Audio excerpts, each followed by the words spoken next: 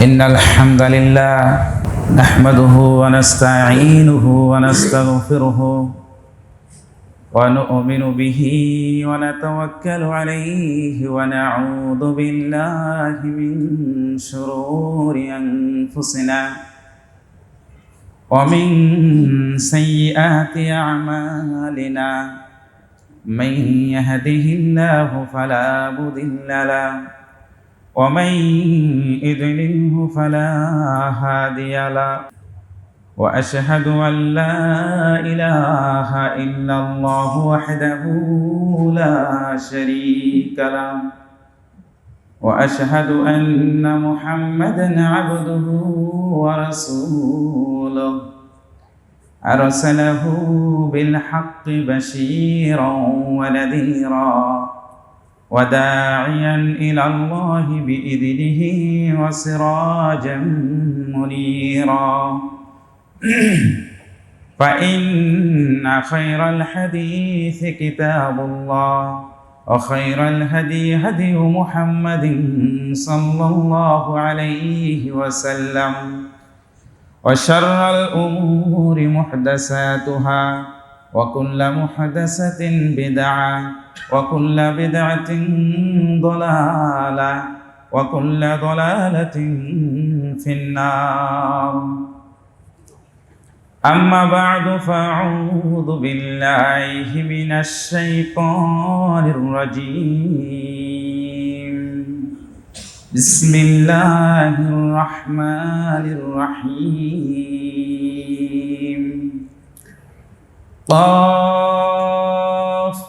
والقرآن المجيد بل عجبوا أن جاءهم منذر منهم فقال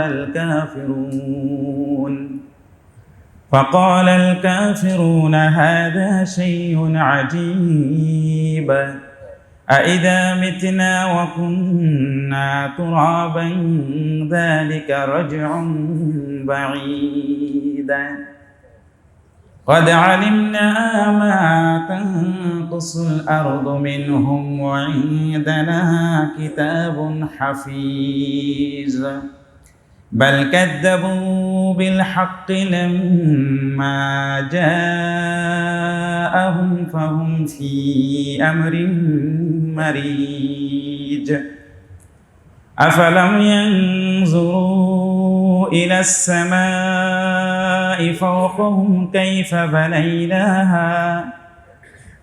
بنيناها وزيناها وما لها من فروج والأرض مددناها وألقينا فيها رواسي وأنبتنا فيها من كل زوج بهيج تبصرة وذكرى لكل عبد منيب ونزلنا من السماء ماء مباركا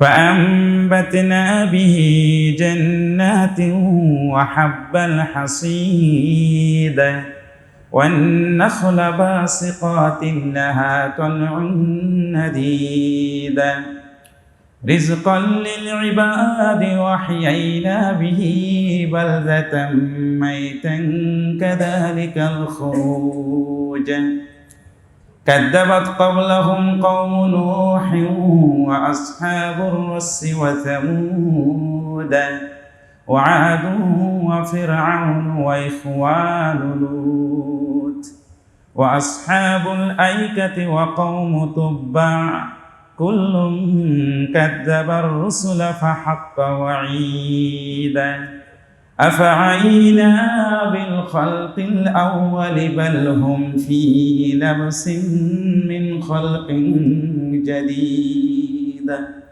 بارك الله لنا في كلامه المجيد وفرقانه الحميد أعوذ بالله من الشيطان الرجيم. يا أيها الذين آمنوا اتقوا الله حق تقاته ولا تموتن إلا وأنتم مسلمون يا أيها الناس اتقوا ربكم الذي خلقكم من نفس واحدة وخلق منها زوجها وبث منهما رجالا كثيرا ونساء واتقوا الله الذي تساءلون به والأرحام إن الله كان عليكم رقيبا يا أيها الذين آمنوا اتقوا الله وقولوا قولا سديدا يصلح لكم أعمالكم ويغفر لكم ذنوبكم بعد الحمد والصلاة প্রথমে আমরা রব্বুল ইজ্জত আলামিনের শানে আন্তরিকভাবে প্রশংসা এবং কৃতজ্ঞতা জ্ঞাপন করি, যে মহান স্রষ্টা সত্যিকারে সুন্দরভাবে সুশৃঙ্খলভাবে তারই দেওয়া বিধান এই জুমার সালাত এবং জুমার খুতবা শ্রবণ করার বিশেষভাবে যে আমরা তৌফিক এবং সুযোগ পেয়েছি, এই জন্য প্রথমেই স্রষ্টার শানে ছোট্ট একটি বাক্যের মাধ্যমে আন্তরিকভাবে আমরা প্রশংসা এবং কৃতজ্ঞতা জ্ঞাপন করি, বলি আলহামদুলিল্লাহ। দুরূদ এবং শান্তির ধারা বর্ষিত হোক মুষলধারে সে বিশ্বনন্দিত মহামানব, যার অক্লান্ত পরিশ্রম ও কঠোর সাধনার বাস্তব ফলাফল হলো আজকে বিশ্বের মাঝে অগণিত অসংখ্য ধর্ম রয়েছে। এর মাঝে সর্বোৎকৃষ্ট ধর্ম এই ইসলাম ধর্মের ছায়াতলে আশ্রয় নেওয়ার, এই শিক্ষায় শিক্ষিত হওয়ার, এই আলোয় আলোকিত হওয়ার যে আমরা সুযোগ পেয়েছি, তৌফিক পেয়েছি, সে মহামানবের উপর অত্যন্ত বিনয় শ্রদ্ধার সাথে আমরা শ্রদ্ধা জ্ঞাপন করি। ছোট্ট এই দুরূদ পাঠের মাধ্যমে বলি সাল্লাল্লাহু আলাইহি ওয়াসাল্লাম। আল্লাহর শানে প্রশংসা, প্রিয় নবীর শানে দুরূদ পাঠের পরেই আন্তরিকভাবে আমি আপনাদের সকলকেই মুবারকবাদ জানাচ্ছি। অত্র দোয়ার মাধ্যমে রব্বুল ইজ্জত আলামিন যেন সত্যিকারে আজকে আপনাদের আসা এবং বসা, এই যাওয়া আসার মাঝের এই সময়টুকু, এই শ্রমটুকু, এই কষ্টটুকু যেন উভয় জগতে নাজাতের ওসিলা হিসেবে যেন আল্লাহ কবুল ও মঞ্জুর করে নেয়, বলেন আমিন। সম্মানিত মুসলিয়ানে کرام, প্রাণপ্রিয় মুসলিয়ানে کرام, আমরা যতই শ্রম এবং কষ্ট দিয়ে থাকি, আমাদের একটা টার্গেট রয়েছে, আমাদের একটা উদ্দেশ্য রয়েছে। এই উদ্দেশ্যের কারণেই আমরা কষ্ট দিয়ে থাকি, অর্থ খরচ করে থাকি, শ্রম দিয়ে থাকি, ঘাম ঝরিয়ে থাকি। সেটা হলো পার্থিব জগৎ আছে, ইহলৌকিক যে আমার জীবনধারা, এটা তো আছেই। এর চাইতে বড় একাকীর যে জীবন, যে ধাপগুলো শুরু হয়, একাকী যে আমাকে অবস্থান করতে হবে, নির্জনে যে আমাকে থাকতে হবে, সেই স্টেপগুলোতে, সেই ধাপগুলোতে আমি যেন পরাভূত না হই, আমি যেন পরাজিত না হই, বরং সেই স্থানগুলোতে আমার থাকবে না আমার বাবা মা, আত্মীয় স্বজন, বন্ধু বান্ধব, হিতাকাঙ্ক্ষী, ঘর বাড়ি, টাকা পয়সা, ধন সম্পদ কিছুই আমার কাজে আসবে না, উপকার আসবে না ওই জায়গাতে। সেখানে একাকে আমি নির্জনে অবস্থান করব। সেই অবস্থানরত একাকী স্থানে যেন আমি বাপের বেটা হতে পারি, যেন আমি সার্থক হতে পারি, যেন আমি সফল হতে পারি। সেখানে যেন আমি পরাভূত পরাজিত যেন না হই, বরং আমার জবাব প্রশ্নের উত্তরগুলো খুব সুন্দর চমৎকার যেন হয়, আকর্ষণীয় যেন হয়, যেন প্রশ্নের উত্তরে আমি 100কে 100 যেন নম্বর পাই। এটা আমাদের টার্গেট, এটা আমাদের উদ্দেশ্য। এই জন্য সেটাই হলো আমরা বারবার বলে থাকি পরকাল, যে পরকালে আমাকে যেন আল্লাহর সম্মুখীন হতে হলে যেন কোনো প্রশ্নের আমি ব্যর্থ যেন না হয়। এই দুনিয়াতে আমি স্বাচ্ছন্দ্য, সচ্ছল, আড়ম্বর জীবনযাপন করছি, আমার টাকা পয়সা, ধন সম্পদে খুব সুখ শান্তিতে আমি অবস্থান করছি। খাবার, খাওয়া, ভক্ষণে আমার কোনো ঘাটতি নেই, কমতি নেই। সেখানে আমি খুব সুন্দরভাবে আহার করছি, ভক্ষণ করছি। মানুষের সম্মান ইজ্জত আমাকে দেয় অর্থের কারণে, শক্তির কারণে, ক্ষমতার কারণে, প্রভাবের কারণে আমাকে দেয়। এখন আমি খুব স্বচ্ছন্দ বোধ করছি, এখনও যেন আমার স্বস্তি এবং তৃপ্তি, আমার প্রাপ্তি অনেক রয়েছে, অনেক রয়েছে। কিন্তু আমার কথা হলো, এটা তো রয়েছে সাময়িকের জন্য, এটা তো রয়েছে আপনার ক্ষণিকের জন্য। এই জিনিস, এই পাওনা প্রাপ্তিটা আপনার অস্থায়ী, তো পূর্ণাঙ্গ নয়। এর ভিতরে আপনার অনেক চিন্তারও বিষয় রয়েছে, অনেক সময় অনেক কিছু রয়েছে, তারপরে যেন মাঝে মাঝে মনে হয় কি যেন নেই, কি যেন নেই, এরকম আছে। এরকম বিষয়টা আমাদের মাঝে খাটে। তাহলে এটা ক্ষণিকের জন্য, অস্থায়ী, মানে সাময়িকের জন্য, কিন্তু পরবর্তীতে আমার স্থায়ী আজীবনের জন্য একটা সর্বোচ্চ দান, সর্বোচ্চ রব্বুল আলামিনের পক্ষ থেকে পাওয়া বা প্রাপ্তি, ইহকাল পরকালের সর্বশ্রেষ্ঠ দান, এই জান্নাতের সন্ন্যাসিকের সমৃদ্ধি অর্জন করা, এটাকে বাস্তবে আমার জীবনে পাওয়া। এইটা যেন মাটির নিচে নয়, মাটির উপর থেকে এই সার্টিফিকেট, এই ডিগ্রি, এই টিকিটটা আমাকে অর্জন করতেই হবে, এটা আমাকে নিতেই হবে। এই যে একটা টার্গেট বা পরিকল্পনা, এটা প্রতিটি মুসলিম ও মুমিন ব্যক্তির, প্রতিটি মুসলিম ও মুমিন ব্যক্তির।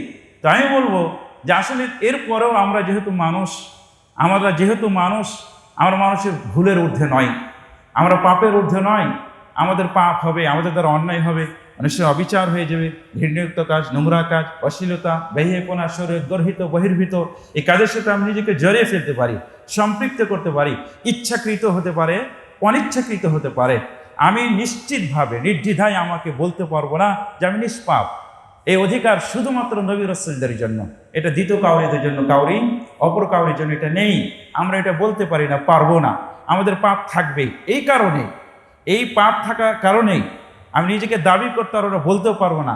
এই জন্য অনেক সময় এই আঙ্গুলের প্রয়োজন হয়, এই বৃদ্ধাঙ্গুলের প্রয়োজন হয়। বৃদ্ধাঙ্গুলের কথাটা বুঝাতে পারি নাই। আপনারা দেখবেন 4টে আঙ্গুল এক সাইডে, আপনি খাবারটা গ্রহণ করতে যাবেন, খাবারটা ধরতে যাবেন, নিতে যাবেন, দেখবেন ওই 4 আঙ্গুল এক সাইডে আর এই একা, এই আঙ্গুল নাই, খাবার ধরেন, হচ্ছে না। খাবারের যে মুঠা আপনি নিবেন, তুলুন, হয় না। এটার প্রয়োজন পড়ে, এটা খুবই দরকার। ঠিক তদ্রূপভাবে আমার জীবনকে আমি সাজানোর চেষ্টা করি, আমল করার চেষ্টা করি।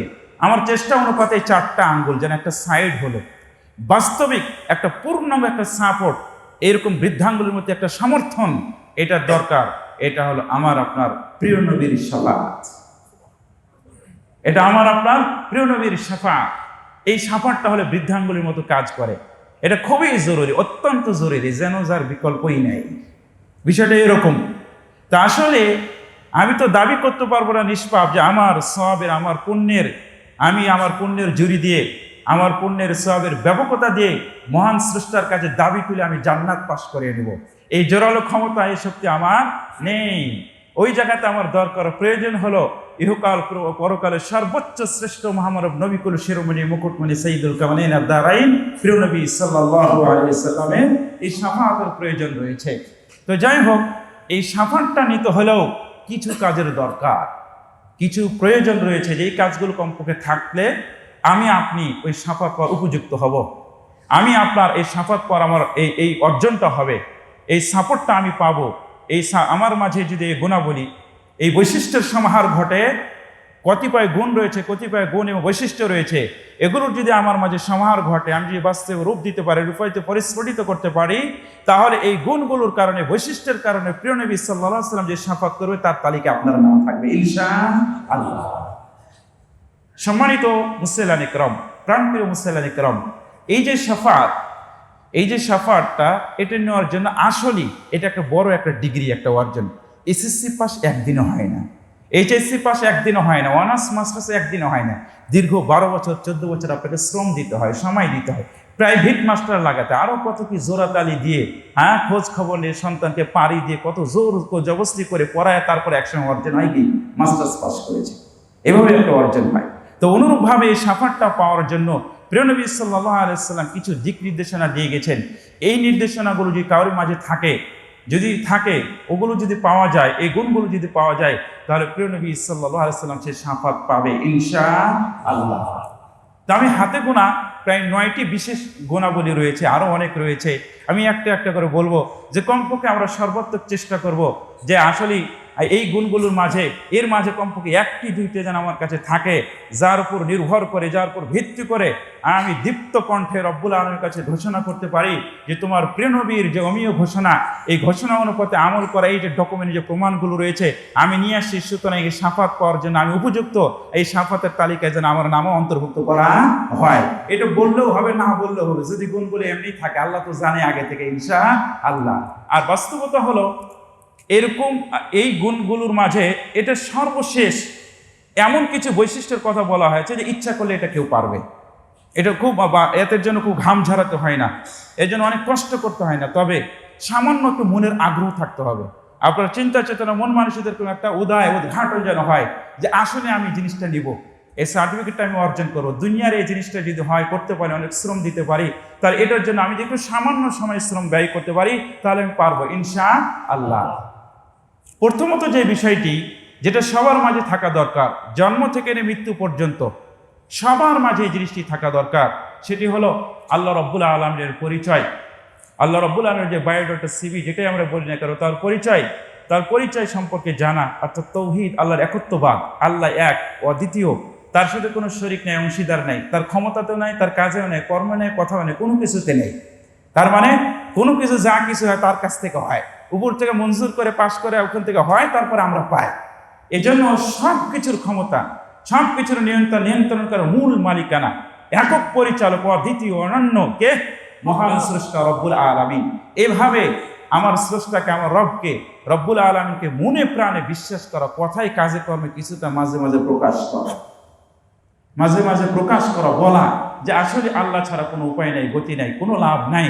এই যে এইরকম ভাবে আল্লাহর প্রতি কারোর যে আস্থা থাকে বা বিশ্বাস থাকে, আল্লাহর একত্ববাদকে কেউ যদি মানে, শিরক মুক্ত যদি জীবন করতে পারে, তাহলে প্রিয় নবী সাল্লাল্লাহু আলাইহি ওয়াসাল্লাম ঘোষণা করেছেন এইরকম জীবন গড়া ব্যক্তি, এরকম বৈশিষ্ট্যধারী গুণের অধিকারী ব্যক্তিকে কিয়ামতের দিন আমাকে রব্বুল আলামিন শাফাত করার সুযোগ করে দিবেন। এই শাফাতের তালিকায় তার নাম অন্তর্ভুক্ত হবে ইনশাআল্লাহ। হাদিস আসছে, কয়েকটি হাদিস আসছে, তার মাঝে একটি হাদিস আসছে প্রিয় নবী সাল্লাল্লাহু আলাইহি ওয়াসাল্লাম বলেন, লিকুল্লি নবিয়্যিন দাওয়া মুস্তাজাবা ফাতাআজ্জালা কুল্লু নবিয়্যিন দাওয়াতাহু ওয়া ইন্নী ইখতাবাতু দাওয়াতি লিউম্মতি শাফাআতান লিউম্মতি ইয়াউমাল কিয়ামাহ ফাহিয়া নাইলাতুন ইনশাআল্লাহ মান মাতা মিন উম্মতি লা ইশরিকু বিল্লাহি শাইআ।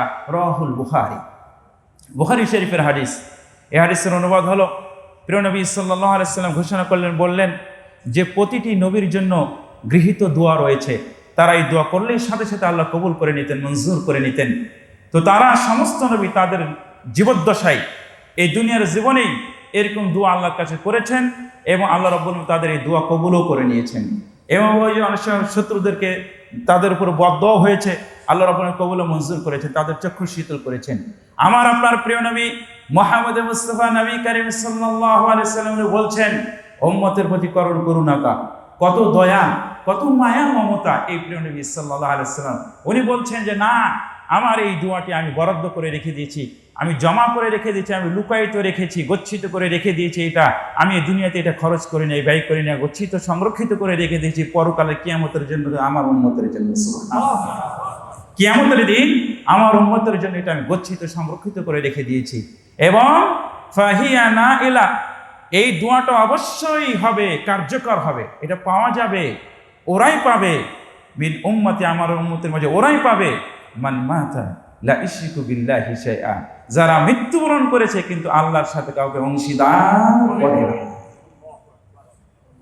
যারা মৃত্যুবরণ করেছে কিন্তু আল্লাহর সাথে কোনোভাবে অংশীদার করে নাই, এইরকম এই শ্রেণীর এই বৈশিষ্ট্যের অধিকারী ব্যক্তি যদিও নাকি পাপ থাকে, পাপ মুক্ত তো আমি নই। কিছুক্ষণ আগে বলেছি, কোনো মানুষ এই দাবি করতে পারে যে আমি নিষ্পাপ, একমাত্র নবী রাসূল ছাড়া কেউ এই কথা বলতে পারে না। আল্লাহ রাসূল সাল্লাল্লাহু আলাইহি ওয়াসাল্লাম ঘোষণা বলেন, হ্যাঁ, যদি সে শিরক মুক্ত জীবন করতে পারে, তৌহিদের একত্ববাদের বাণীটা তার মনে, তার কাজে কর্মে এটা যদি প্রকাশিত হয়, এটা যদি তার অন্তর গ্রথিত করে নিতে পারে, গেঁথে নিতে পারে, তাহলে এই ব্যক্তির জন্য কিয়ামতের সেই কঠিন মুহূর্তে আমার যে শাফাত হবে, এই শাফাতটা আমি আমার শাফাতের তালিকায় সে অন্তর্ভুক্ত হবে। সুবহানাল্লাহ। সম্মানিত প্রাণপ্রিয় মুসলিম کرام, এই কথা আমরা আসলে একটা গাছ যখন জমিনে উঠে অনেক ঝড়ঝাপটা যায়, বাতাস যায়, পড়ে যায়, তারপর মূল শিকড় যদি থাকে তার সাথে, পড়ে যাওয়ার পরেও গাছটা যদি কাটাও হয়, ছাঁটাও হয়, অনেক কিছুর পরও মূল শিকড়টা যদি থাকে আবার উদয় হয়, আবার জন্মায়, নতুন করে পাতা বেড়ে আবার হয়। আমার ঝড়ে পড়া, কেটে পড়া, ছেটে পড়া, আমার পাপ অন্যায় হয়ে যাওয়া, এই পাপগুলো হয়ে যাওয়া, হ্যাঁ অনেক কিছু পাপের সাথে আমার জড়িয়ে যাওয়া, সম্পৃক্ত হয়ে যাওয়া, কিন্তু মূল যে শিকড় সেটা আল্লাহর সাথে সম্পর্ক রাখা, যে আমার বিশ্বাস করি আল্লাহ এক অদ্বিতীয় এবং তিনি ক্ষমাশীল, আমাকে ক্ষমা করে উদ্ধার করে বাঁচাবে, এই বিশ্বাস যদি আমি রাখি, অন্যের কাছে যদি আমি নতি স্বীকার না করি, অন্যের কাছে ধর্ণা যদি আমি না ধরি, না বলি, তাহলে এই মূল শিকড় থাকলে যে আবার জাগা, আবার উঠা, ঠিক তদ্রূপভাবে আমাকে আপনাকে রব্বুল আলামিন কবরে, পুনরুত্থানে, সব জায়গাতে এভাবে করে নতুন পাতা গোছানো, গোজানোর মতো, নতুন ডাল গোজানোর মতো আমাকে আপনাকে এইভাবে গজিয়ে নতুন করে বাঁচিয়ে উদ্ধার করে জান্নাতে এই শাফাতের তালিকা অন্তর্ভুক্ত করে দেবেন। সুবহানাল্লাহ। এটাই হলো বিষয়। অন্য একটি হাদিস আসছে, প্রিয় নবী সাল্লাল্লাহু আলাইহি সাল্লাম বলছেন, ওটাও বুখারী মুসলিমের হাদিস, বিখ্যাত সাহাবী আবু হুরায়রা রাদিয়াল্লাহু তাআলা আনহু, উনি বলছেন, একবার প্রশ্ন করলেন, ইয়া রাসূলুল্লাহ, মান আসআদু বিশাফাআতিকা ইয়াউমাল কিয়ামা, মান আসআদুন নাসি বিশাফাআতিকা ইয়াউমাল কিয়ামা, কিয়ামতের দিন মানুষের মাঝে সর্বোচ্চ ভাগ্যবান, সৌভাগ্যবান কে আপনার শাফাত পাওয়ার জন্য? কারণ আপনার শাফাত পাওয়াটা এটা বিশাল একটা, এটা বড় ধরনের একটা নিয়ামত। তো এই নিয়ামত পাওয়ার জন্য কে সবচেয়ে ভাগ্যবান, কে পাবে এটা? আবু হুরায়রা রাদিয়াল্লাহু তাআলা আনহুর প্রশ্ন করার পরে প্রিয় নবী সাল্লাল্লাহু আলাইহি সাল্লাম বলছেন, আবু হুরায়রা, আমি তোমার ভিতর হাদিস সংরক্ষণ করার অত্যন্ত স্পৃহা, আগ্রহ, এটা আমি লক্ষ্য করতে পারছি। এই প্রশ্ন তোমার আগে কেউ করে নাই আমাকে, তুমি সর্বপ্রথম এই প্রশ্ন আমাকে করলে। শোনো, কিয়ামতের দিন এই আমার শাফাত পাওয়ার সর্বোচ্চ প্রাপ্তি এবং সৌভাগ্য এটাই ওর জন্যই হবে যে নাকি মন থেকে এই কথার স্বীকারোক্তি দিবে, লা ইলাহা ইল্লাল্লাহ, লা ইলাহা ইল্লাল্লাহ, যে আল্লাহ ছাড়া সত্যিকারের কোনো মাবুদ নেই, এই কথার যে স্বীকারোক্তি দিবে। সমস্ত নবীর যে দাওয়াত, সমস্ত নবী রাসূলের দাওয়াত এক বলা হয় কোন ক্ষেত্রে? এই লা ইলাহা ইল্লাল্লাহর ক্ষেত্রে। কিন্তু বাকি শরীয়ী বিষয়ে তাদের মাঝে দ্বিমত ছিল, স্বাভাবিক, এটা আসে, বর্ণনা আসে।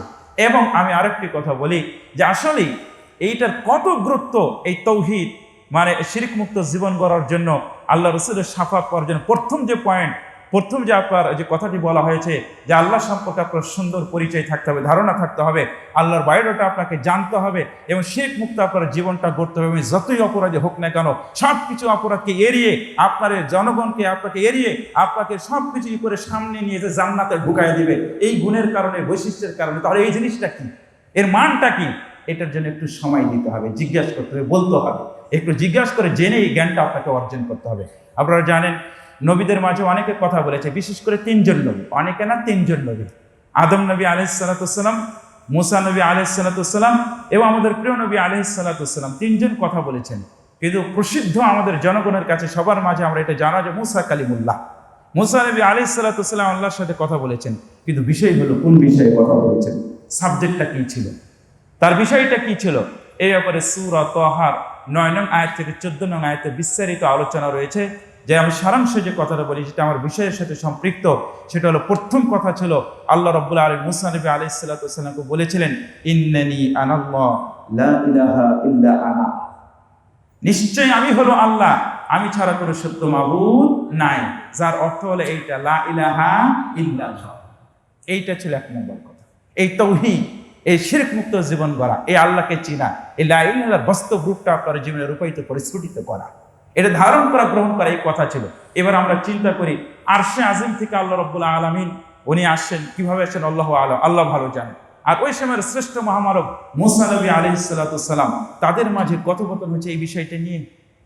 একটা বিশাল বিশ্ব নিয়ন্ত্রণকারী রব্বুল আলামিন কথা বলছেন, আর ওই সময়ের শ্রেষ্ঠ মহামানব মুসা নবী আলাইহিস সালাতু ওয়াস সালাম কথা বলছেন এই বিষয়টা নিয়ে। তাহলে এর গুরুত্ব কতটুকু, এর মাহাত্ম্য কতটুকু, এর মর্যাদা কতটুকু, তাহলে এটা কিভাবে আমাকে ধ্যান ধারণায়, চিন্তা চেতনায়, মন মানসিকতা আমাকে নিয়ে আসতে হবে, কেমনে কিভাবে আমার ঘরে, সংসারে, ব্যক্তিগত জীবনে, পারিবারিক জীবনে, সামাজিক জীবনে, এবং আমার ছেলে সন্তান, মেয়ে, আত্মীয় স্বজনের ভিতরে লা ইলাহা ইল্লাল্লাহর বাস্তব প্রতিচ্ছবিটা কিভাবে রূপ এটা দিতে হবে, কিভাবে এটা নিয়ে আসতে হবে, এটা একটু চিন্তা করা দরকার, এটা একটু ভাবা দরকার।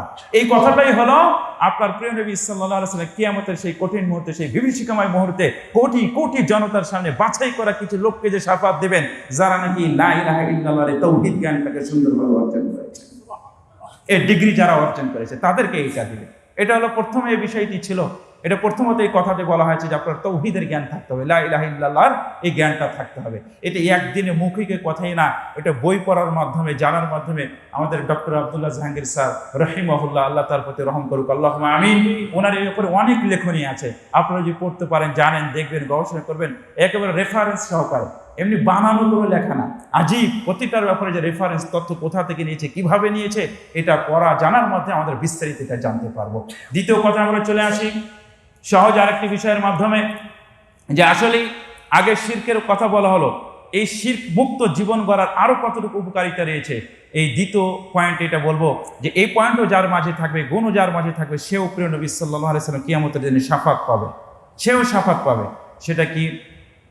কাসরাতুল মুসাল্লিন আলাল মাইয়িত, মৃত্যু ব্যক্তির উপরে জানাজা নামাজ পড়ার সংখ্যা যেন বেশি হয়। যারা জানাজা নামাজ পড়বে, এই জানাজা নামাজ যারা পড়বে তাদের সংখ্যা যেন বেশি হয়। তাহলে এই বেশি সংখ্যা এরা যখন সুপারিশ করবে, শাফাত করবে, তখনও তাদের শাফাতটা আল্লাহ রাব্বুল আলামিন কবুল মঞ্জুর করেন। আমিন বলছে, কবুল করেন, এটা গ্রহণ করেন আল্লাহ। এটা কিভাবে?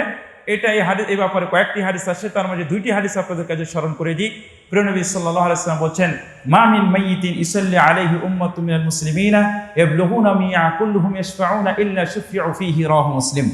এই হাদিসের অর্থ হলো, এমন কোনো মাইয়িত নাই যে মাইয়িতের উপরে মানে মুসলমানদের কিছু সংখ্যা, যে সংখ্যাটা 100 জন হয়েছে, তারা যদি এই মাইয়িতের উপর জানাজা সালাত আদায় করে, তারা সকলে যদি এর ব্যাপারে শাফাত করে, সুপারিশ করে, তাহলে আল্লাহ কবুল মঞ্জুর করে নেয়। সুবহানাল্লাহ।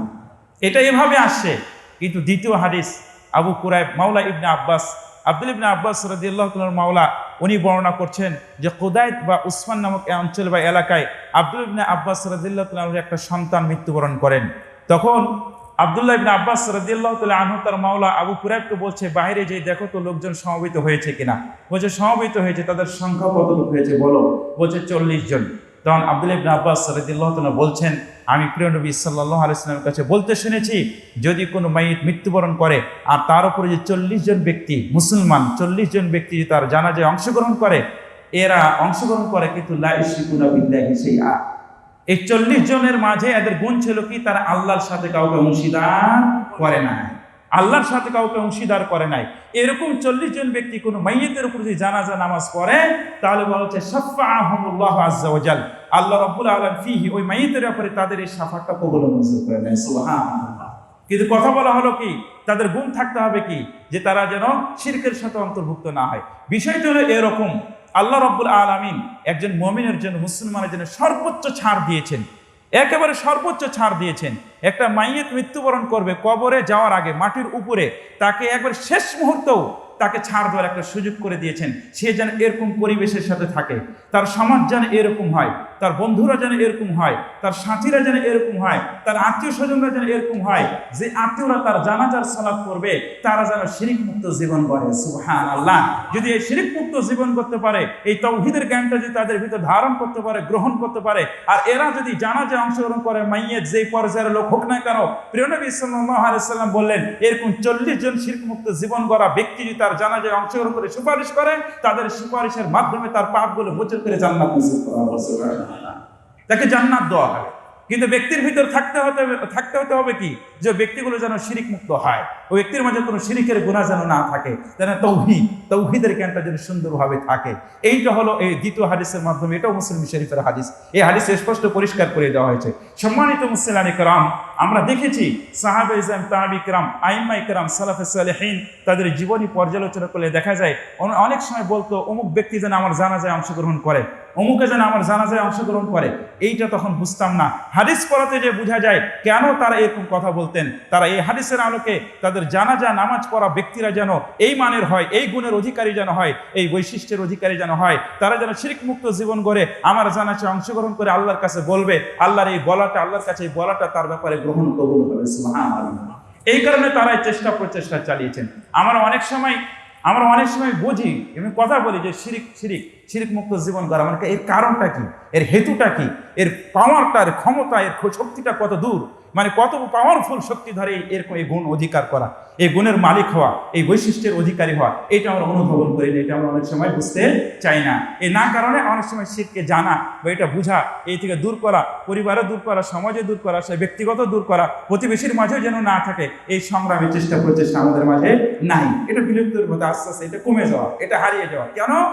এর মানে গুরুত্বটা না জানার কারণে, এর মাহাত্ম্যটা আমরা না বুঝার কারণে। এইটা হলো দ্বিতীয় পয়েন্ট ছিল যে সাফারটা কবুল হয়, সাফারটা মঞ্জুর হয়, আল্লাহ রাব্বুল আলামিন কবুল ও মঞ্জুর করেন। তার দ্বিতীয় গুণ, দ্বিতীয় বৈশিষ্ট্য ছিল মাইয়েতের উপরে যখন জানাজা ব্যক্তি করা, জানাজা যখন যারা অংশগ্রহণ করবে তারা যেন শিরক মুক্ত হয়, সংখ্যা যেন 40 হয় বা 100 জন হয়, এটা আসছে। তৃতীয় নম্বর যে কথাটি বলবো, প্রিয় নবী সাল্লাল্লাহু আলাইহি ওয়াসাল্লাম বলেছেন মুসাহাবাতু আহলিল ঈমান, মুসাহাবাতু আহলিল ঈমান। ওই ঘুরে ফিরে একই কথা, ঘুরে ফিরে একই কথা আপনাকে বারবার বলা হবে। এই গুণগুলোর মাঝে অধিকাংশ গুণগুলো বলা হয়েছে ও ব্যক্তি যেন শিরক মুক্ত হয়, ও ব্যক্তি যেন তাওহীদ আল্লাহর সাথে পরিচয় তার সুন্দর যেন থাকে, আল্লাহর সাথে কাউরে যেন অংশীদার না করে, এই গুণের যেন অধিকারী হয়, এই কথাটা এখানে বলা হয়েছে। মুসাহাবাতু আহলিল ঈমান, যারা ইমানদার ব্যক্তি, বাস্তবিক ইমানদার ব্যক্তি, হ্যাঁ, যে আল্লাহর প্রতি, রসুলের প্রতি ইমানের যে রুকুনগুলো রয়েছে, সুন্দরভাবে জানা, সুন্দরভাবে বিশ্বাস করা, এগুলো নিয়ে চর্চা করা, গর্ব করা, অহংকার করা, কথা বলা, প্রচার প্রসার করা, এর সাথে নিজেকে জড়িয়ে রাখা, সম্পৃক্ত রাখা, এগুলো বন্ধু বান্ধবের সাথে শেয়ার করা, ছেলে সন্তানের মাঝে শেয়ার করা, এটা পরিবারে ওটা বাস্তবতা দেখতে চায়, এর রূপটা সে প্রত্যক্ষ পর্যবেক্ষণ করতে চায়। এরকম চিন্তা চেতনা যদি থাকে, এরকম ব্যক্তিদের সাথে উঠা বসার যদি মানে তার চেষ্টা থাকে, আগ্রহ থাকে, তাহলে এই ব্যক্তিরাই, এই ইমানদার ব্যক্তিরাই, এই তৌহিদবাদী শিরক মুক্ত ব্যক্তিরাই তার জন্য কিয়ামতের দিন জান্নাতে যেও তারা স্থির থাকবে না, ওই বন্ধুরে জাহান্নাম থেকে তুলে হিঁচড়ে বের করে দিয়ে মাউল হায়াত জীবন্ত পানি দিয়ে গোসল করে তাকে জান্নাতে প্রবেশ করা হবে। সুবহানাল্লাহ। কথাটা এইভাবে আসছে, মুসাহাবাতু আহলিল ঈমান। এই হাদিসটি বুখারীতে আসছে, মুসলিমে আসছে, মুসনাদে আহমদ বিন হাম্বলে আসছে। কয়েকটি স্থানে হাদিস নিয়ে আলোচনা হয়েছে। বিখ্যাত সাহাবী আবু সাঈদ আল খুদরি রাদিয়াল্লাহু তাআলা আনহু থেকে বর্ণিত হাদিসের বিশাল অংশের যে অংশটুকু প্রয়োজন অতটুকু আমি বলতেছি। প্রিয় নবী সাল্লাল্লাহু আলাইহি ওয়াসাল্লাম বলছেন, যখন জান্নাতীরা জান্নাতে যখন চলে যাবে, জান্নাতে যখন দিয়ে দিবেন রব্বুল আলামিন, জান্নাতে যাওয়ার পরে তারা স্থির থাকতে পারবে না, তারা চুপ থাকতে পারবে না, তাদের মনটা বারবার প্রশ্ন করবে, বারবার কথা বলবে যে ওরা কই, আমাদের সাথে যে কিছু ভাই ছিল ওরা কই, আমরা তো জান্নাতে এসেছি, তো বাকি ভাইগুলো কই? তখন আল্লাহর কাছে প্রশ্ন করবেন, ইয়া রব্বুল আলামিন আন্না বা'দা ইখওয়ানিনা ইসাল্লুনা মা'ানা ওয়া ইয়াসুমুনা মা'ানা ওয়া ইয়া'মালুনা মা'ানা, ওরা কোথায়? ইয়া রব্বুল আলামিন আমাদের প্রতিভাই ভাই ছিল, তারা আমাদের সাথে সালাত করতো, আমাদের মতো সিয়ামও রাখতো, আমাদের মতো ভালো কাজগুলো, মসজিদ বানানো, মাদ্রাসা বানানো, দিনের কাজগুলো, সমাজ সংস্কারমূলক যে কাজগুলো রয়েছে, ভালো কাজগুলো, গ্রহণযোগ্য গৃহীত যে কর্মগুলো রয়েছে, এই কাজগুলো আমাদের সাথে সাপোর্ট দিত, সমর্থন যোগাতো, করতো, ওরা কোথায়? ওদের বিষয়ে আমাদেরকে একটু খোঁজ খবর দেন। আল্লাহ রাব্বুল আলামিন এই মুমিন ব্যক্তিদের, মুসাহাবা জানা, এই ইমানদার ব্যক্তিদের, শিরক মুক্ত জীবন গড়া ব্যক্তিদের জান্নাতে যাওয়ার পরে দাবি অনুপাতে তাদের কিছু যে ভুল ত্রুটি ছিল, তাদের সঙ্গী সাথীদের, বন্ধু বান্ধবদের, এই তাদের এই কথার দাবি অনুপাতে আল্লাহ রাব্বুল আলামিন তাদেরকে সুযোগ করে দেবে, ঠিক আছে তোমরা যাও, তোমাদের ভাইরা যারা জাহান্নামে গেছে একটু যে প্রত্যক্ষ পর্যবেক্ষণ করো, দেখো তাদের অবস্থানটা কেমন, এবং তাদেরকে পাওয়ার একটা সুযোগও দিয়ে দিবেন যে ওদেরকে উঠিয়ে নিয়ে আসার। বলা হচ্ছে হাদিসে, বুখারী শরীফের হাদিসে বর্ণনা করা হয়েছে, বলা হয়েছে জাহান্নামে যাওয়ার পরে দেখবে কেউ হাঁটু পর্যন্ত আগুনে দগ্ধ হচ্ছে, কেউ বুক পর্যন্ত আগুনে পুড়তেছে, দগ্ধ হচ্ছে, কাউরি একবারই গলা পর্যন্ত আগুনে পুড়তেই আছে। আল্লাহ রাসূল সাল্লাল্লাহু আলাইহি ওয়াসাল্লাম বলছেন, এই জান্নাতি ব্যক্তিরা, এই মুওয়াহিদ আল্লাহর একত্ববাদে বিশ্বাসী শিরক মুক্ত জীবন গড়া ব্যক্তিরা, তারা যাবে, তাদেরকে উঠাবে, উদ্ধার করবে, উদ্ধার করে নিয়ে যাওয়ার পরে আপনার এই জান্নাতে একটা মাউল হায়াত জীবন্ত পানি, একটা নদী রয়েছে, এই পানিতে তাদেরকে গোসল করানো হবে। এটার বর্ণনা দিতে বলা হয়েছে, প্রিয় নবী সাল্লাল্লাহু আলাইহি ওয়াসাল্লাম বলেন, ফেটে যাওয়া জমিন এখানে যখন বৃষ্টি বর্ষণ হয়, যেমন হয় সুন্দর নতুন করে ঘাস উদ্ঘাটন হয়, দেখতে অনেক সুন্দর, চমৎকার, আকর্ষণীয় লাগে, ঠিক তদ্রূপভাবে পুরা শরীর, এই দগ্ধ শরীর নিয়ে যখন এই মাউল হায়াত, এই জীবন্ত পানিতে যখন তাকে গোসল করানো হবে, এই নতুন ঘাস উদয়ের মতো আকর্ষণীয় যেরকম জমিন হয়, ঠিক তদ্রূপভাবে তার শরীরটাও পুরাটা পরিষ্কার পরিচ্ছন্ন হয়ে একবারে সুস্থ শরীরের রূপ ধারণ করবে এবং তাকে দেখতে অনেক সুন্দর, চমৎকার লাগবে। এই মুমিন ব্যক্তিদের সাহচর্যে থাকায় এই শিরিক মুক্ত জীবন গড়া ব্যক্তিদের সাহচর্য থাকায় এই তাওহীদের জ্ঞানটা ধারণ করার পাওয়ারটা, শক্তিটা, ক্ষমতাটা এত বেশি যে দুনিয়াতে তো আছেই, মৃত্যুর পরে কবরে পুনরুত্থান এটাও তো আছে, এরপরে পুনরুত্থান পরে জান্নাতে যাওয়ার পর জাহান্নাম থেকেও তার সঙ্গী সাথীকে বের করে নেওয়ার ক্ষমতা আল্লাহ তার হাতে দিয়ে দিয়েছেন। সুবহানাল্লাহ। এই গুণটা কখন? যখন নাকি ওই ব্যক্তিটা জানার মাধ্যমে চেষ্টা প্রচেষ্টা সংগ্রাম করার মাধ্যমে ডিগ্রিটা অর্জন করেছে। আমি বলতে পারি আমার চেষ্টা প্রচেষ্টার মনে ধ্যানে ধারণায়, আমার পরিকল্পনা কল্পনায়, কথায়, কাজ কর্মে আমি বিশ্বাস করি যে আল্লাহর সাথে কাউকে শিরিক করি না। যদি নাকি আমার পাপ আছে, যদি নাকি আমার জীবনে কিছু অন্যায় আছে, ভুল ত্রুটি আছে, কিন্তু আল্লাহর কাছে গর্ব করে অহংকার করে বলতে পারি, আল্লাহ তোমার ইজ্জতের শপথ করে বলছি, কসম খেয়ে বলছি যে আমি তোমার ব্যাপারে কাউকে শিরিক করি না, অংশীদার করি না। এইটা যদি থাকতে পারে, এটা যদি হতে পারে, তখন আল্লাহ রাব্বুল আলামিন বলছে বান্দা দাঁড়া, তাহলে তোর জন্য আমি পাওয়ারটা, আমার কাছে এরকম সম্মান যদি দিতে পারিস, আমার ইজ্জতটা যদি দিতে পারিস, মানুষকে সম্মান দিলে কিভাবে সম্মান করে। কথার কথা দূরে সৌদি আরবে যদি কোনো সময় যান, মক্কা মদিনায় কারোর সাথে দেখা হলে আপনার যদি একটু মেহমানদারি করে, ওর সাথে দেশে এসে যদি দেখা সাক্ষাৎ হয়, তখন আপনি বলেন যে আপনার সাথে দেখা সাক্ষাৎ হয়েছিল, কত সুন্দর আপনি আচরণ করেছেন, আসেন আমার বাড়িতে একটু মেহমানদারি হন, একদিন মেহমান আবার দাওয়াতটা আপনি নেন, আপনাকে একদিন আমি আহ্বান করবো, মদিনা আপনি আমাকে আহ্বান করেছেন। আলহামদুলিল্লাহ, অনেক হাজির সাথে দেখা সাক্ষাৎ হয়, অনেক শিল্পপতির সাথে দেখা সাক্ষাৎ হতে এই সুযোগটা আমাদেরও হয়েছে মদিনা ভার্সিটিতে অধ্যয়ন করার সুবাদে। বলেছে এ যদি মানুষ করতে পারে, শামকে একদিনের দেখায় এটা যদি মানুষ করতে পারে, আর আপনি না দেখে মহান স্রষ্টার প্রতি আস্থা রেখে, বিশ্বাস রেখে তার সম্মানকে, তার ইজ্জতকে আপনি ভুলুণ্ঠিত নষ্ট করার আপনি করতে দেন নাই, আপনি এটাকে নষ্ট ধ্বংস করতে দেন নাই, বরং তার ইজ্জতকে রক্ষা করার জন্য জান জীবন প্রাণ দিয়ে না দেখেই আপনি বিশ্বাস রেখে বলেছেন তিনি একক সত্তা, অদ্বিতীয়, অনন্য, তার সাথে অংশীদার করা যাবে না, তার মানহানি করা যাবে না, তার সাথে কাউকে শরীক করা যাবে না। এই দাবি, এই কথা, এটা আপনি কাজে কর্মে প্রকাশ করেছেন, প্রচার করেছেন, বিস্তার ঘটিয়েছেন, জোরালো দাবি দিয়ে, অর্থ দিয়ে, সম্পদ দিয়ে, ঘাম ঝরিয়ে এটা করেছেন। তাহলে দুনিয়াতে সাময়িক একটু দেখার মাধ্যমে মেহমানদারি আপনি সুযোগ পান, আর বিশ্বনিয়ন্ত্রণ রব্বুল আলামিনের ইজ্জতটা দিয়ে কেউ যেন খেলাধুলা না করে, তার চেয়ারে, তার আসনে কাউকে যেন ওখানে বসায় না বসায়, এটা আপনি রক্ষা করেছেন, ধরে রেখেছেন। তাহলে আল্লাহকে স্মরণ করবেন, আপনার আল্লাহকে আপনার এই পাওয়ারটা দিবে না যে তুমি এরকম কাজ করেছো, তোমার এই পাওয়ারটা আমি এটা দিলাম। আমি আমার কথাতে এভাবে বললাম, কোরআন মাজিদে রব্বুল আলামিন বিশ্ববিখ্যাত এই ধর্মগ্রন্থ আল কোরআনের বিভিন্ন আয়াতে এভাবে নিয়ে এসে, তার ভিতরে একটা আমি বলি, আল্লাহ রাব্বুল আলামিন বলেন, আউযু বিল্লাহি মিনাশ শাইতানির রাজিম, ইন্নাল্লাযীনা ইয়াখশাউনা রাব্বাহুম বিল গায়ব লাহুম মাগফিরাতুন ওয়া আজরুন কাবীর। সূরা ইয়াসিনও রয়েছে, সূরা কাফে এরকম অর্থবোধক আয়াত রয়েছে। এর অর্থ হলো, নিশ্চয়ই যারা তাদের, ইন্নাল্লাযীনা ইয়াখশাউনা রাব্বাহুম, তাদের রবকে ভয় করে, বিল গায়ব, না দেখে যদি এরকম ভয় করে তার কথা স্মরণ করে, আল্লাহ রাব্বুল আলামিন বলছেন তাদের জন্য দুইটি পুরস্কার। প্রথমত হলো কি, লাহুম মাগফিরা, আরে যতই পাপ করেছো, তুমি অন্যায় করেছো, আমাকে না দেখে তোমার এই বিশ্বাস রাখাই, আস্থা রাখার কারণে, আমার এই সম্মানকে সয় স্থানে বহাল রাখার কারণে, আমার এই ইজ্জতটাকে সুন্দর করে ধারণ এবং গ্রহণ করার কারণে, প্রচার প্রসার করার কারণে, তোমার ঘরে সন্তান, মেয়ে, আত্মীয় স্বজনের মাঝে বাস্তব এর যে রূপটা পরিস্ফুটিত, রূপায়িত করার জন্য তোমার জন্য ঘোষণা হলো কি, আমার পক্ষ থেকে যতগুলো তোমার অপরাধ রয়েছে, অন্যান্য পাপ রয়েছে, আমি সব মাফ করে দিলাম। সুবহানাল্লাহ। কথাটা কি আমার? এটাকে আমি বললাম, কোরআন মাজিদে রব্বুল আলামিন সূরা মুলকে বলেছেন, সূরা ইয়াসিনে বলেছেন, সূরা কাফে বলেছেন, আর অন্যান্য স্থানে বলেছেন। এখানে বলে, এক হলো মাপ, আমাকে আপনাকে আল্লাহ যদি মাফ করে দেয়, আল্লাহ যদি আমাকে আপনাকে ক্ষমা করে দেয়, তাহলে আর কোনো কিছু প্রয়োজন আছে? হ্যাঁ, আমি সুপ্রিম কোর্টে, আমি মামলার আসামি, অপরাধী, আমি বিচারকের কাছে গেছি, আজকে আমার খবর আছে, হয় আমার ফাঁসি, না হয় আমার জরিমানা, না হয় অনেক কিছু আছে, মানহানি, এগুলো তো অনেক কিছু আছেই। কিন্তু বিচারক ওখানে বলছে কিছু দেখার পরে, কারণ একটু বৈশিষ্ট্যের কারণে বলছে, আহা, কথার কথা, উনি তো অমুক ওনার কারণে তো এগুলা তো হতে পারে না, কোনো ভুল করার কারণে এটা হয়ে গেছে বা ঘটে গেছে, একটা বাহানা, যে কোনো একটা ছুটনা আপনাকে ধরে, বাহানা ধরে হয়তো বিচারক বললো কে যাও, মাফ করে দিলাম, কিসের তোমার এই কি বলে তোমার ফাঁসি, আর কিসের জরিমানা, সব মাফ, তোমার মাফ করে দিলাম, তুমি অমুক বা এরকম না, তোমার হয়তো ভুল করার এটা হয়ে গেছে, মাফটা পাওয়ার পরে মনটা কেমন খুশি হয়। এইটা যদি মানুষে করতে পারে, অনেক সময় বিচারক এগুলো করতে পারে, রাষ্ট্রপতিও সদিচ্ছায় সুন্দর একটা আকাঙ্ক্ষায় যদি বলে মাফ করিয়ে দিলাম, তাহলে আমাদের বাংলাদেশে অনেক সময় এটা কি হয়ে যায়, মাফ হয়ে যায়, ছাড় পেয়ে যায়। সমস্ত রাষ্ট্রপতির রবকে, সমস্ত রাষ্ট্রপতি কে? মহান স্রষ্টা বিশ্ব নিয়ন্তা বলছে, ঘোষণা দিচ্ছে আয়াতে, তুমি যদি তোমার জীবনকে এমন করে গড়তে পারো বা বানাতে পারো, তৈরি করতে পারো, তাহলে তোমার মহান স্রষ্টা তোমার এই গুণের কারণে, বৈশিষ্ট্যের কারণে, এইরকম অধিকারী হওয়ার কারণে তোমার সব গুনাহ তোমার মাফ করে দিবে। সুবহানাল্লাহ। বলছে দুনিয়ার মাফ করে দিলে তো তাৎক্ষণিক ছাড় দিয়ে দেয়, তাহলে দুনিয়ার মাপ আর আল্লাহর মাপ তো একরকম হয়ে গেল, মিলিয়ে গেল কিনা? ও মাফ করে দেয়, সে মাফ করে, কিন্তু আল্লাহর মাপের ভিতরে অন্যরকম একটা পাওনা আছে। শোনো, মাফ তো করবেই, মাফ তো দিবে, এরপরে লাহুম আজরুন কাবীর, এর জন্য রয়েছে বড় ধরনের পুরস্কার। সুবহানাল্লাহ। বড় ধরনের পুরস্কার কি?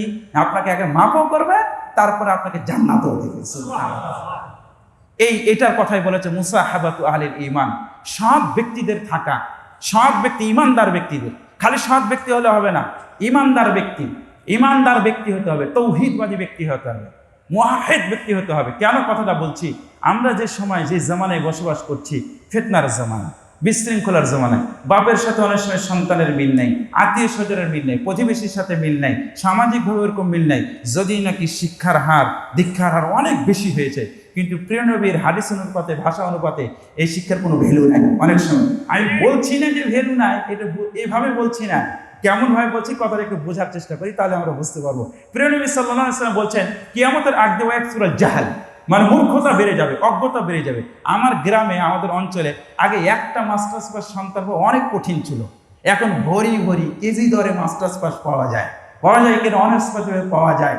কিন্তু তারপরও কেন, নৈতিক শিক্ষা, মানবিক যে একটা অধিকার বা চর্চা, একজন আরেকজনের প্রতি যে সম্মান করা, বড়কে যে মূল্যায়ন করা, সম্মান দেওয়া, ইজ্জত দেওয়া, সামাজিক মানে অধপতন, নৈতিক অধপতন না হওয়া, উন্নতি উন্নয়ন হওয়া, সেখানে রহম থাকা, প্রীতি, ভালোবাসা, মায়া মমতার প্রতিচ্ছবি প্রকাশ পাওয়া, শ্রদ্ধা নিবেদন হওয়া, এই জিনিসগুলো বিশাল ঘাটতি। কেন ঘাটতি? শিক্ষার কি মান কমে গেছে নাকি? শিক্ষিত মানে এই জিনিসটা কি নাই নাকি? না, আসলে মৌলিক যে শিক্ষা, কোরআন মাজিদে রব্বুল আলামিন সূরা কাসাসের ৭৭ নং আয়াতে বলেছেন, ওয়াবতাগি ফীমা আতাকাল্লাহু দারাল আখিরাতা ওয়া লা তানসা নাসীবাকা মিনাদ দুনিয়া ইলা আখিরিল আয়া। আমাকে আপনাকে আল্লাহ রব্বুল আলামিন ওখানে সম্বোধন করেছেন কারণকে সম্বোধন করেছেন। সবাই এখানে উদ্দেশ্য, যে জ্ঞানটা তোমাকে দেওয়া হয়েছে, এই জ্ঞানের মাধ্যমে তোমার স্রষ্টাকে তুমি স্মরণ করো, তোমার রবের সাথে তুমি সম্পর্ক করো, আল্লাহর এই বাইরেটা পরিচয়টা তোমার জীবনের ভিতর ধারণ করো, গ্রহণ করো। এই গ্রহণ করার মানে এই নয় 5 ওয়াক্ত সালাত আর সালাত, হজ প্রতি বছরই করবেন, প্রতি মাসে উমরা করবেন, সিয়াম রাখবেন দুনিয়া বাদ দিয়ে, এইটা নয়। আল্লাহ বলে দিলেন কি, ওয়ালা তানসা নাসীবাকা মিনাদ দুনিয়া, তুমি আবার দুনিয়া ভুলে যেও না, দুনিয়াটা রেখেই। তার মানে আপনাকে মাস্টার্স, ব্যারিস্টার, লয়ার, ইঞ্জিনিয়ার হতে বলছেন আল্লাহ, কিন্তু হওয়ার আগে বলছেন যিনি সৃষ্টিকর্তা, যিনি তোমার সম্মানের ইজ্জতটা দিবে, তাকে ধারণ করে তাকে সাথে নিয়ে তুমি কাজটা করো, এইটা হলো আমি যে কথাটা বলছিলাম, যে আসলে যে অজ্ঞতা বেড়ে যাওয়া, এই কথাটা যে এটার অর্থ হলো এটা একটা। সর্বোপরি আমি আবার ঘুরে আসি, সৎ ব্যক্তিদের সঙ্গে নয়াতে পরকালে কিয়ামতের দিন জান্নাত যাওয়ার পরও ব্যক্তি স্থির থাকবে না, তাহলে মুমিনের মনটা কেমন হয়? মুসলমান মুমিন ব্যক্তির মনটা কেমন হয়? কত সুন্দর হয়, কত পরিষ্কার হয়, কত পরিচ্ছন্ন হয়। এই জন্যই তো প্রিয় নবী সাল্লাল্লাহু আলাইহি সাল্লাম একজন মুমিনকে তুলনা করেছেন মৌমাছির সাথে। বলে কাজ পেলেন না, এত কিছু বলার পরে আর কোনো প্রাণীর নাম হলো না, মৌমাছির নাম দিলেন। একজন মুমিনের সাথে তুলনা করেছেন মৌমাছির, এই কথাটা বলেন আজি।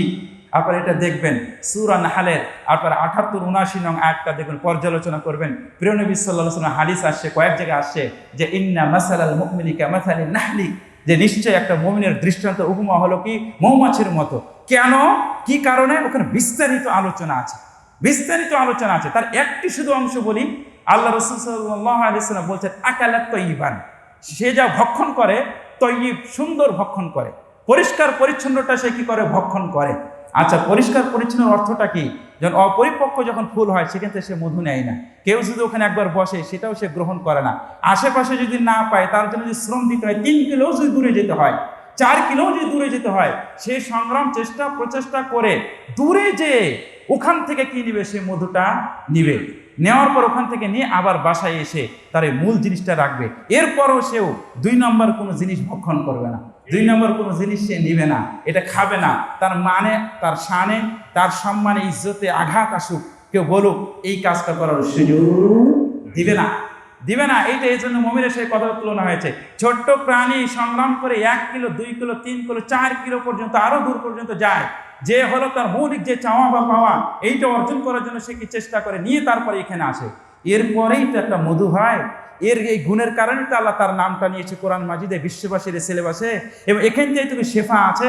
এবং আপনারা বারবার শুনে থাকেন মধু নাকি পান করলে অসংখ্য রোগের আরোগ্যতা হয়, কিন্তু অসংখ্য রোগের ব্যাধিটা দমন হয়, দূর হয়। এই জিনিসটা যারা অর্জন করেছে তাদের মান কেমন ছিল, তাদের বৈশিষ্ট্য কেমন ছিল, তাদের গুণ কেমন ছিল, ওইটা হলো দেখার বিষয়। এই কারণে এই কথাটা বলেছে, অনেক কথার সাথে জড়িয়ে আছে। সর্বশেষ আমি আবার ওই কথাতে ঘুরে আসি, মনে হয় মূল কথাতে একটু ডান বামে চলে গেছিলাম। বলছিলাম মুসাহাবাত আহলিল ঈমান, যদি সৎ ব্যক্তিদের সাহচর্য গ্রহণ করা যায়, সৎ ব্যক্তিদের সাথে যদি আমরা থাকতে পারি, ইমানদার ব্যক্তিদের সাথে যদি আমরা উঠা বসা করতে পারি, এরকম ব্যক্তির পাশে যদি আমি প্রতিবেশী হতে পারি, এর সাথে যদি আমি বন্ধুত্ব গ্রহণ করতে পারি, এর সাথে যদি আমি একটু সহযোগিতা করতে পারি, এর কথাগুলো যদি আমি শুনতে পারি, এর কথা যদি আমি একটু উঠা বসা করতে পারি, এর সাথে যদি আমি লেনদেন করতে পারি, এরকম পার্টির সাথে যদি আমি থাকতে পারি, তাহলে রব্বুল আলামিন তার প্রিয় নবীর মাধ্যমে জানিয়েছেন, সূরা নিসার 40 নং আয়াতের একটা ঘোষণাও দিয়েছেন। আবু সাঈদ খুদরি থেকে বর্ণিত, বুখারী, মুসলিম, মুসনাদ আহমদ বিন হাম্বল এই হাদিসে জানিয়ে দিয়েছেন যে এরকম ব্যক্তিরাই, তুমি যদি কোনো ভুল করে তুমি জাহান্নামে চলেও যাও, তাহলে জান্নাত থেকে আল্লাহর কাছে পাশ করে, প্রস্তাব দিয়ে পাশ করায়া তোমার কাছে দেখা সাক্ষাৎ করে তোমার উঠে সুন্দর পানি দিয়ে, মাউল হায়াত জীবন্ত পানি দিয়ে গোসল করে ইহকাল পরকালে সর্বোচ্চ দান এই জান্নাতের সামনে ছিল তোমার টেনে হিসেবে প্রবেশ করা হবে। এই জন্য সৎ ব্যক্তিদের সাথে থাকা, এই চর্চা করা, এটার সাথে উঠা বসা করা, এটা স্বাভাবিক বিষয় নয়, এটা হালকা বিষয় নয়। কিন্তু ঘুরে ফিরে কথা এটাই হলো সৎ ব্যক্তি কারা, যারা নাকি শিরক মুক্ত জীবন গড়েছে, ইমানদার। এদের কথা বলেছে ইমানদার, যারা নাকি সৎ ব্যক্তি। এদের সার্টিফিকেট দেওয়া হয়েছে কোনটা, কিসের মাধ্যমে? সেটা হলো শিরক মুক্ত জীবন গড়ার মাধ্যমে, শিরক মুক্ত জীবন গড়ার মাধ্যমে। এই কথাটা এখানে বলা হলো যে মুসাহাবাত আহলিল ঈমান। এটাকে আমরা আরো সহজে বলতে পারি, আরো সুন্দর এক কথাটা আমরা বলতে পারি, বুঝাতে পারি। আসলে এই বিষয়টি প্রায় 9টি পয়েন্টে আলোচনা করছি। আমি 3 নম্বর পয়েন্টের সাথে এখানে জড়িয়ে আছি। যে কথাটা বলছিলাম, আরেকটি আমরা ধানের আবাদ হয় গ্রাম অঞ্চলে, ধানের আবাদ হয় গ্রাম অঞ্চলে, কিন্তু আবাদ হওয়ার পরেও যখন বাজারে বিক্রি করা হয়, যখন বাজার থেকে ক্রয় করে নিয়ে আসা হয়, সিদ্ধ চাউল করার জন্য যখন পানিতে দেওয়া হয়, তখন পানিতে দিলে অনেকগুলো চিটা ভেসে ওঠে, অনেকগুলো চিটা ভেসে ওঠে। এই চিটাগুলো আলাদা স্বতন্ত্র করে বাজারে নিয়ে যান, তো দাম পাবেন কিনা? বরং যদি বাজারে নিয়ে যান, আপনার দিকে তাকায় থেকে হাসবে, মাথায় মনে কিছু হয়েছে, না হলে কি চিটা নিয়ে আসে? নাহলে তো চিটা নিয়ে আসছে না। আমার প্রশ্ন হলো, ওই চিটাগুলোই তো আপনি মূল দামে বিক্রি করলেন মূল ধানের সাথে, তখন তো পুরো টাকায় বুঝিয়ে পেয়েছিলেন, যখন ক্রয় করেছিলেন পূর্ণাঙ্গ টাকা আপনি ধরিয়ে দিয়েছিলেন, বুঝিয়ে দিয়েছিলেন। কেন? ওই মূল ধানের সাথে থাকাতে। এরকম মূল ইমানদার, এরকম মূল তাওহীদবাদী শিরক মুক্ত জীবন গড়া ব্যক্তিদের সঙ্গে এরকম থাকলে চিটা যেরকম মূল ধানের সাথে পার হয়ে যায়, কোনো প্রশ্ন থাকে না, ঠিক তদ্রুপ ভাবে ইমানদার ব্যক্তির সাথে উঠা বসা করলেও আল্লাহ এরকম করে পার করে দেয়, কোনো প্রশ্ন করে না। বুঝি কথাটা বুঝাতে পারেনি, আরেকটি হাদিসের মাধ্যমে বুঝাই, মুসলিম শরীফের হাদিসের মাধ্যমে কথাটিকে আমি আপনাদের দ্বারা পরিষ্কার করে দিই। প্রিয় নবী সাল্লাল্লাহু আলাইহি ওয়াসাল্লাম বলছেন, মুসলিম শরীফের হাদিসে এভাবে আসছে, কতিপয় ফেরেশতারা বিচরণ করে জমিনে, এমনি চলাফেরা করে এবং দেখে তারা কি করে, কোথায় কি করে। তখন দেখা যায় যারা বসে তাসবিহ তাহলিল করে, জিকির আজকার করে, ওই বৈঠকে বসে যায়, তাদের কথাগুলো শোনার পরে তারা উপরে চলে যায়। উপরে যাওয়ার পরে আল্লাহ রাব্বুল আলামিন তাদেরকে প্রশ্ন করেন, কাইফা তারাকতুম ইবাদি, কেমন অবস্থায় আমার বান্দাদের রেখে আসলে? তখন তারা উত্তর বলে, রব্বুল আলামিন অমুক অঞ্চলের অমুক এলাকায় কতিপয় বান্দা তারা বসে আপনার জিকির আজকার তাসবিহ তাহলিল করছেন। আল্লাহ রাব্বুল আলামিন প্রশ্ন করেন, ওরা কি আমাকে দেখেছে? বলছে না, ওরা দেখে নাই। দেখেছে, ওরা যদি আমাকে দেখতো তাহলে তাদের আগ্রহ, তাদের মন মানুষের কত উন্নত হতো, আমার প্রতি তার কত ঝোঁক তৈরি হতো, কত তারা আকৃষ্ট আমার প্রতি। সুতরাং বলো, ওরা না দেখেই যে এরকম করে, ওরা কি চায়? বলছে রব্বুল আলামিন ওরা চায় ইহকাল পরকালে সর্বোচ্চ পাওয়া, জান্নাত চায়। বলছে আমি আল্লাহ রাব্বুল আলামিন বলছেন আমি ওদেরকে জান্নাতি বরাদ্দ করব। সুবহানাল্লাহ। জাহান্নাম থেকে আশ্রয় চায়, বলছে আমি ওদেরকে আশ্রয় দিলাম। কথা শেষ। যে অংশটুকু আমাদের দরকার, একজন ফেরেশতা প্রশ্ন করে বসলেন, আল্লাহ তুমি ওই কওমের যারা বসেছিল একত্রিত হয়ে, তাদের সবাইকে যে আপনি জান্নাতের কথা বলে দিলেন, জান্নাতের যে ঘোষণা দিয়ে দিলেন, ওর মাঝে একজন বাটপা, একটা চোর, তখন আপনি চোর আর বাটপার সবচেয়ে অপরাধী এরকম ব্যক্তি যা আছে, তারেও যে আল্লাহ আপনি মাফ করে দিলেন, তাকেও যে আপনি ছাড় দিয়ে দিলেন। প্রিয় নবী সাল্লাল্লাহু আলাইহি ওয়াসাল্লাম হাদিসের শেষাংশে বলছেন, মুসলিম শরীফের হাদিস, বলছেন যে ওই আজকে কওমটা যারা জিকির আজকার এই মজলিসটা তৈরি করেছিল, মজলিসে যারা বসেছিল, ও যে সাময়িকের জন্য ওই মজলিসটাকে উপেক্ষা করে ও মজলিসকে ঘৃণা করে অ্যাভয়েড করে যে চলে যায় নাই, ওর সম্মানার্থে আমার আলোচনা হয় ওখানে। এই সম্মানটা দিয়ে যে বসেছিল, এই বসার কারণে ওই মজলিসের বরকতে, কল্যাণের ভাগ্যে ওকেও ঢুকায়া এর বরকতে তার পাপগুলো মোচন করে তারও জান্নাত আমি দিয়ে দিচ্ছি। সুবহানাল্লাহ। আল্লাহ উবালি, কে ওখানে আছে না আছে, কত পাপ নিয়ে আছে, আল্লাহ বলছে লা উবালি, এইটা আজকে আমি ভ্রুক্ষেপ করবো না, দেখবো না, আমি তারেও জান্নাতে প্রবেশ করাবো। সুবহানাল্লাহ। আল্লাহর এই ছাপ, আল্লাহর এই পাওয়া, আল্লাহর এই বড় ধরনের অর্জন করা এই সার্টিফিকেটটা, এটা অর্জন করার জন্য সামান্যতম আল্লাহর একটা দাবি, আল্লাহর একটা দাবি বা আয়াতের ঘোষণায়, কোরআনের দাবি, হাদিসের দাবি যে আপনার জীবনটা আপনি করেন শিরক মুক্ত জীবন করেন, আপনি তাওহীদের সাথে আপনার জীবনকে পরিচিত করেন, আল্লাহর এই পরিচয়, আল্লাহর এই বায়োডাটা আপনি গ্রহণ করেন, ধারণ করেন, মানান, বাবান, রূপায়িত, পরিস্ফুটিত করেন, দেখবেন স্বয়ং চোখে ধরে প্রত্যক্ষ পর্যবেক্ষণ করেন আল্লাহ আপনার সামনে আছে, আল্লাহ আপনার সামনে আছে। আসলে তো আমরা কোরআন মাজিদ ওভাবে চর্চা করি না, কোরআন মাজিদ ওভাবে আমরা পড়ি না। দেখবেন এই মুসাহাবাতু আহলুল ঈমান, এই আহলে ঈমানদার এই কথাটা যে আমি বললাম, এই কথাটা বলার এতেই, এই কথাটা বলার এতে আয়াতের কতগুলো মিল রয়েছে। আল্লাহ রাব্বুল আলামিন প্রিয় নবী সাল্লাল্লাহু আলাইহি ওয়াসাল্লাম বলছেন, আলাম তাআলাম আন্নাল্লাহা আলা কুল্লি শাইইন কাদির। আয়াতের শেষাংশ পাঠ করলাম। প্রিয় নবী সাল্লাল্লাহু আলাইহি ওয়াসাল্লামকে সম্বোধন করে আল্লাহ বলছে, মুহাম্মদ সাল্লাল্লাহু আলাইহি ওয়াসাল্লাম, তুমি কি জানো না যে আল্লাহ রাব্বুল আলামিন সবকিছুর উপর ক্ষমতাবান? ঠিক আছে। এরপর আল্লাহ বলছেন, আলাম তাআলাম আন্নাল্লাহা লাহু মুলকুস সামাওয়াতি ওয়াল আরদ ওয়া মা লাকুম মিন দুনিল্লাহি মিন ওয়ালিয়্যিন ওয়ালা নাসীর। এর অর্থ আল্লাহ বলছে যে আরে তোমরা কিসের জন্য এত মরিয়া হয়ে আছো, কিসের জন্য এত পাগল হয়ে আছো? আসমান এবং জমিনের রাজত্ব, মূল মালিকানা আমার আল্লাহ। আর শোনো, ওয়া লাকুম মিন দুনিল্লাহি মিন ওয়ালিয়্যিন ওয়ালা নাসীর, তোমাদের জন্য কোনো প্রকার অভিভাবক এবং কোনো প্রকার সাহায্যকারী নাই আল্লাহ ছাড়া। সুবহানাল্লাহ। এভাবে অনেকগুলো অর্থবোধক আয়াত রয়েছে। তার মানে আমার কাছে, আপনার কাছে আল্লাহর দাবি হলো একটাই, অপরাধ যতই হোক না কেন তোমার জীবনে যেন ওই আল্লাহ রাসূলের শাফাত পাওয়ার জন্য একটা রাস্তা দেখাই দিলাম, ধরাই দিলাম। মরণের আগেও, মৃত্যুর আগেও তোমার জীবন সঙ্গীরা যেন এরকম হয়। শিরকমুক্ত যারা জীবন করে তাদের সাথে তুমি থাকো, উঠা বসা করো, এই চর্চা করো, তাহলে তুমি এই সার্টিফিকেট তুমি পাবে, অর্জনটা তোমার হবে, প্রাপ্তিটা তোমার হবে। কিছু না কয়েকটা জিনিসের মাধ্যমে বললাম, আল্লাহ আমার আপনার কাছে এই জিনিসটাই চেয়েছেন, এটাই চেয়েছেন, এই জিনিসটা আল্লাহ রাব্বুল আলামিন আমার আপনার কাছে দাবি করেছেন যে তোমরা এরকম একটা জীবন তোমরা গড়ো, এই সার্টিফিকেট তোমরা অর্জন করো। দেখলেন না, জানাজার আগে কথাটা বলা হলো, সব জায়গাতেই কথাটা বলা হলো। আবারও আরেকটা হাদিসের মাধ্যমে বলি, প্রিয় নবী সাল্লাল্লাহু আলাইহি হাদিসে কুদসি, তিরমিজি শরীফের হাদিস, আনাস থেকে বর্ণনা, আনাস রাদিয়াল্লাহু তাআলা আনহু, সামিতুন নবী সাল্লাল্লাহু আলাইহি ওয়াসাল্লাম ইয়াকুল, ক্বালা আল্লাহু আযজা ওয়া জাল, শেষের অংশটুকু বলছি, ইবনা আদম লাউ আতাইতানি বিকুরাবিল আরজি খাতায়া সুম্মা লাকিতানি লা তুশরিক বি শাইআন লা আতাইতুকা বিকুরাবিহা মাগফিরাতান। যে হে আদম সন্তান, আল্লাহ বলছেন, হে আদম সন্তান, তুমি জমিন পূর্ণ করে, ভরপুর করে তুমি গুনাহ নিয়ে আমার কাছে এসো, জমিন পূর্ণ করে, ভরপুর করে তুমি গুনাহ নিয়ে আমার কাছে এসো, কিন্তু তোমার এই গুনার মাঝে যেন এই কাজটা না থাকে, কি শিরিক যেন না থাকে, তাহলে দেখবে তোমার রব কেমন। আল্লাহ রাব্বুল আলামিন বলছেন, লা আতাইতুকা বিকুরাবিহা মাগফিরাতান, তুমি যে পরিমাণ গুনাহ নিয়ে এসেছো কিন্তু শিরিক না থাকার কারণে ওই পরিমাণ গুনাহ আমার ক্ষমা নিয়ে আমি তোমার কাছে উপস্থিত করব। সুবহানাল্লাহ। কেন কেন এটা আপনাকে জানতে হবে, এটা আপনাকে অর্জন করতে হবে। এই যে আল্লাহকে, আল্লাহর সম্পর্কে যে পরিচয় হয়, কেউ যদি আল্লাহর সাথে পরিচিত হয়, আল্লাহকে যদি জানে, আল্লাহর বায়োডাটাকে সুন্দরভাবে ধারণ করতে পারে, জীবনেও কোনোদিন শিরক নাম মুখে নিয়ে আসবে না, জীবনেও কোনোদিন নিয়ে আসবে না। তাহলে আল্লাহর এই পরিচয়টা তার মনে প্রাণে কেমনে আরো সুন্দর করে ধারণ করা যায়, গ্রহণ করা যায়, এই জন্য আজীবনটা তার এই সংগ্রাম প্রচেষ্টার উদ্দেশ্য এটাই থাকে। এই টার্গেটে সে কি মানে উঠা বসা করবে এবং লালন পালন করবে। সম্মানিত প্রাণপ্রিয় মুসলিম کرام, আমি আরও কথা বলি যে আসলে আমি শাফাত পাওয়ার কথাটা বলতে যে একটা পয়েন্টে যে শিরকের সাথে মুক্ত হওয়া ব্যক্তিরাই এই শাফাতটা তারা পেয়ে থাকে, তিনটি কথা বললাম। আরেকটি হাদিসের মাধ্যমে বলি যে এখানেও যারা করবে, কোথাও যারা করবে তারাও শাফাত পাবে। সহজ একটা বিষয়, সেটা আমি বলতে চাচ্ছি, কিন্তু বলার আগে এ কথা বলি যে আল্লাহর বায়োডাটা পরিচয়টা আমরা ঠিকমতো না জানার কারণে আমাদের মনে ইবাদতের স্পৃহাটা কমে যায়, আল্লাহ সম্পর্কে না জানার কারণে আগ্রহ আমাদের কমে যায়। একটা জামাইকে যদি, আপনার মেয়েকে যদি কোনো ছেলের সাথে বিবাহ দেন, তার আগে জিজ্ঞেস করেন, তার বায়োডাটাটা আপনি সংগ্রহ করেন, হ্যাঁ সার্টিফিকেট সব কিছু অর্জন আছে, মন একটু চায়, চাওয়ার পরে বলেন একটু দেখি না কেমন হয়, সরাসরি দেখি, দেখার পরে বডি ফিটনেস আর আনুষঙ্গিক দেখার পরে মন আরেকটু চায়, চাওয়ার পরে আরও দেখি না, এটা তো মৌখিক শুনলাম, গোপনে লোক পাঠায়া দিয়ে তার কাছে খোঁজ খবর নেন, ঠিক আছে না বাটপারি করলো আমার সাথে, ঠিক আছে না? মিথ্যা কথা বলে একটু খোঁজ খবর দেন, এইটাও আপনি খোঁজ খবর দেন, দিয়ে যখন নিশ্চিত হন তারপরে আপনি বিবাহ দেন। আমার কথা হলো 5 ওয়াক্ত ইবাদত করবেন, আল্লাহর কাছে সিজদা করবেন, মাটিতে নুয়ে পড়বেন, এত কিছু করবেন, তাহলে আল্লাহর পরিচয়টা এইভাবে নিতে হবে না?